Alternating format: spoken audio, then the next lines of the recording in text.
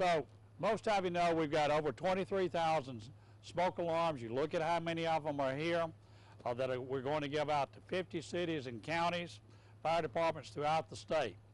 A couple of things I want to mention here. Those that aren't picked up today, we're going to give a lot out today. We'll have their smoke alarm delivered by the State Fire Marshal's office. We still have more smoke alarms available in addition to what you see here, and there are a lot of them here.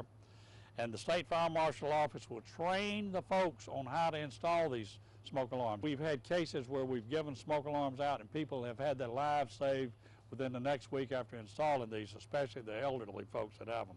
There's a lot of people that probably don't have enough money to get a smoke detector. But a lot of people, smoke detector is something they don't think they ever need, but like a weather radio, they don't need it until it happens. 2, 4, 6, 8. We're especially proud of Jackson, Mississippi, and what they do for us. They're taking 1,000 today. So Malcolm, you want to say anything about what y'all gonna do? Yes, we are trying to prevent fires in the state of Mississippi. We try to make sure that we save a life, and so they will help greatly by installing these smoke alarms in residential homes in the city of Jackson. You ready, sir? Yeah. Hey, I appreciate it. All right. We find that when you have a working smoke alarm, your chances of dying in a fire are reduced by 50%.